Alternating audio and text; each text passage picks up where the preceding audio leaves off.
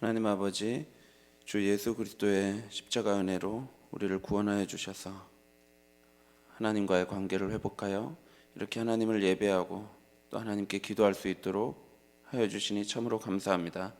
하나님, 이 시간 우리가 진실한 기도를 하나님께 올려드리게 하시고 그 기도의 힘으로 하루를 살아갈 수 있도록 인도하여 주옵소서. 예수님의 이름으로 기도합나이다. 아멘.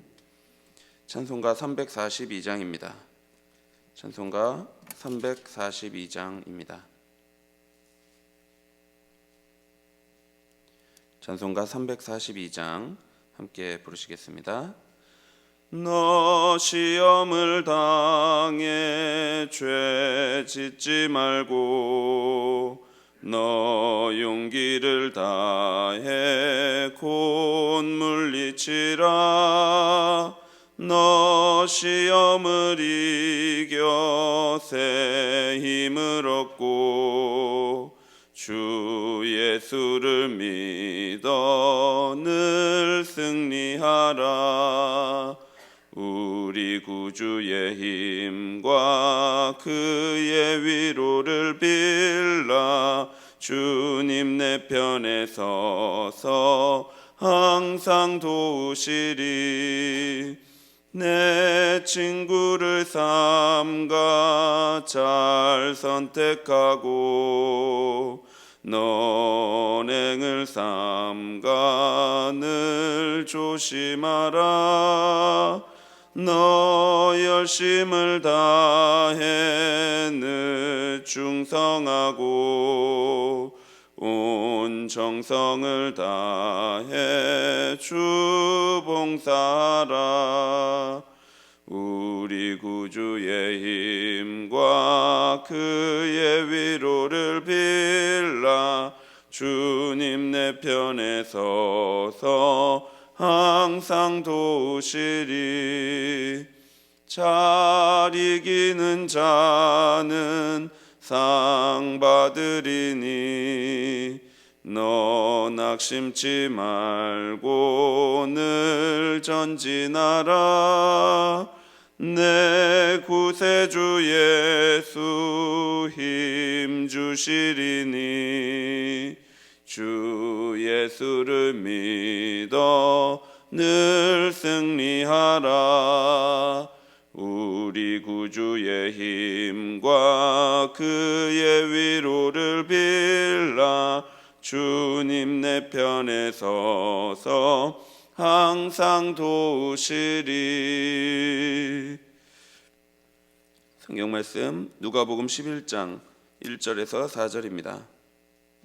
누가복음 11장 1절부터 4절까지 말씀입니다.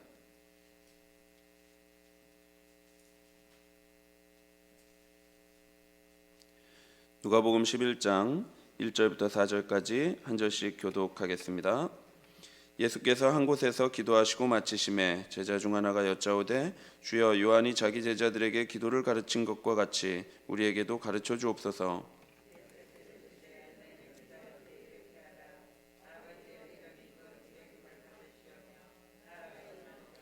우리에게 날마다 일용할 양식을 주시옵고 우리가 우리에게 죄 지은 모든 사람을 용서하오니 우리 죄도 사하여 주시옵고 우리를 시험에 들게 하지 마시옵소서 하라. 아멘. 우리는 주기도문을 살펴보고 있습니다. 오늘은 그 5번째 시간인데요. 지난주에는 우리가 우리에게 죄 지은 모든 사람을 용서하오니 우리 죄도 사하여 주시옵고 라는 기도의 의미를 살펴보았습니다. 그리고 이제 마지막 강구인 4절에 우리를 시험에 들게 하지 마시옵소서라고 하는 기도를 살펴볼 차례입니다. 여기서 시험이라고 번역된 단어는 헬라어로 페이라스무스라는 단어인데요. 이 단어는 두 가지 의미로 사용됩니다. 첫째로는 유혹의 의미가 있습니다. 유혹의 의미로 사용되고 둘째로는 시험이라는 의미로 사용됩니다. 그런데 우리가 알아야 할 것은 하나님께서는 우리를 시험하시기는 하시지만 유혹하지는 않으신다는 겁니다. 창세기 22장을 보면 하나님은 아브라함에게 시험하시는 장면이 나옵니다. 창세기 22장 1절에 보면 하나님이 아브라함을 시험하시려고 그를 부르시되라고 말씀합니다. 그리고 나서 하나님은 아브라함에게 이삭을 번제로 바치라고 말씀하시죠. 이것은 하나님께서 아브라함을 시험, 즉 테스트를 하신 것입니다. 아브라함이 손을 내밀어 칼을 잡고 아들 이삭을 잡으려고 합니다.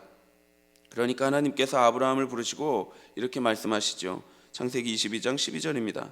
사자가 이르시되 그 아이에게 내 손을 대지 말라, 그에게 아무 일도 하지 말라. 내가 내 아들 내 독자까지도 내게 아끼지 아니하였으니 내가 이제야 내가 하나님을 경외하는 줄을 아노라. 하나님은 아브라함이 하나님을 경외하는지 시험하시기 위해서, 즉 테스트하시기 위해서 이삭을 번제로 바치라 하신 것이었습니다. 이처럼 하나님은 때때로 우리의 믿음을 시험하십니다.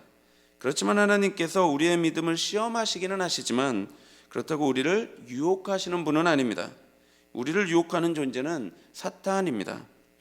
사탄은 최초의 인류인 아담을 유혹했고 또한 지금도 우리를 유혹하지요. 그래서 우리는 하나님, 우리가 사탄의 유혹 속으로 빠져들어가는 것을 막아주십시오, 사탄의 유혹에 떨어지는 것을 막아주시옵소서라고 기도해야 하는 것입니다. 그래서 누가복음에는 없지만 마태복음에서는 시험에 들게 하지 마옵소서라고 한 후에 덧붙여서 악에서 구하옵소서라고 기도하죠. 이는 우리를 유혹하는 악한 자들로부터 우리를 구해달라는 간구입니다. 사탄은 예수 그리스도의 십자가 사건을 통해서 사실 치명적으로 이미 패배했습니다. 그러나 그 힘을 완전히 잃어버린 것은 아닙니다. 사탄은 최후의 심판만을 남겨둔 채 있지만 그 마지막에 힘을 다해서 성도들을 유혹하고 있습니다. 또한 예수 그리스도의 십자가 죽음과 부활의 은혜로 성도는 의롭다 하심을 얻었습니다. 그러나 법적으로 존재적으로는 의롭게 되었지만 그 수준은 아직 완전하게 된 것이 아닙니다. 그래서 죄를 지을 수 있는 상태에 있죠. 따라서 성도는 언제든지 유혹을 받을 수 있습니다. 우리가 날마다 경험하는 것처럼 우리는 유혹을 받습니다. 때때로 우리는 우리의 양심이 우리를 고발하고 있는데도 불구하고 눈을 질끈 감고 그 유혹 속으로 스스로 끌려 들어가기도 합니다. 그리고 그 죄악의 유혹이 나쁜 줄을 알면서도 육체의 정욕을 이기지 못하고 유혹에 질질 끌려다니기도 하죠. 이런 경우들도 있죠. 이 말을 입 밖에 뱉으면 안 된다는 것을 스스로 인지할 때가 있습니다. 이 말을 뱉으면 내 앞에 있는 사람이 분명히 상처를 받고 하나님 앞에서도 죄가 될 것이라는 것을 모르지 않을 때가 있습니다. 그런데 결국은 그 말을 뱉어버리죠. 도무지 내 마음을 후련하게 하기 위해서 그 육체의 정욕을 참을 수가 없는 겁니다. 사랑하는 성도 여러분, 사탄의 존재를 너무 크게 여기실 필요는 없습니다. 사탄이 성도에게 할 수 있는 일은 그리 크지가 않습니다. 성도에게는 성령께서 이 안에 내주하시기 때문에 귀신이 절대로 들어올 수는 없습니다. 사탄이 우리를 통치할 수 없습니다. 따라서 사탄이나 귀신의 존재를 너무 크게 생각하고 두려워 겁낼 필요는 전혀 없는 것입니다. 그러나 여러분, 사탄은 우리가 죄를 짓도록 유혹한다는 것을 잊지 마십시오. 거짓으로 속이고 거짓을 속삭여서 우리의 생각을 어지럽힐 수 있습니다. 따라서 여러분, 사탄을 너무 두려워할 필요는 없지만 그렇다고 우리가 아무런 유혹을 받지 않는다고 생각하면 안 됩니다. 우리는 유혹을 받으며 살아가죠. 여러분, 불평이 우리 마음에 한번 들어오면 어떻습니까? 처음에는 작은 거 하나가 마음에 들지 않아서 불평하는 마음이 들어오기 시작하는데요. 그 마음은 금세 커지기 마련입니다. 처음에는 작은 것 하나가 마음에 안 들어서 시작하는데 곧 우리는 인생을 운운하면서 인생 자체가 괴로워지는 것을 경험하게 되는 겁니다. 어떻게 이렇게 더 이상 살 수가 있느냐 하면서 인생을 살 수가 없다고 말하게 되는 것이죠. 여러분, 분노가 우리의 마음에 또아리를 틀고 있으면 어떻게 됩니까? 우리의 마음속에, 우리의 머릿속에 누군가 나를 지금 무시하는 건가? 이런 생각이 한번 들기 시작하면 실제로는 그렇지 않다 하더라도 그 작은 생각 하나가 우리의 마음에 번지기 시작하면서 분노가 쉽게 가라앉지 않는 것을 우리는 경험하는 것입니다. 그때 우리는 우리 마음 안에 얼마나 깊고 엄청난 폭력성이 존재하는가를 발견하게 되죠. 사랑하는 성도 여러분, 성도들도 시험을 받을 수 있습니다. 예수 그리스도의 은혜로 의롭다 하심을 얻었다고 해서 이 땅에서 시험을 받지 않고 살아가는 것은 아니죠. 그러나 시험에 들지 않을 수는 있습니다. 본문을 자세히 보면 시험을 받지 않도록 기도하고 있지 않습니다. 왜냐하면 성도들도 시험을 받기 때문입니다. 그러나 시험을 받을지언정 그 시험에 들지 않도록 기도해야 합니다. 여기서 시험에 들지 않도록 기도하는 것은 그 유혹에 빠져들어 그 죄악이 우리 마음 안에 또아리를 틀지 못하도록 기도하는 것입니다.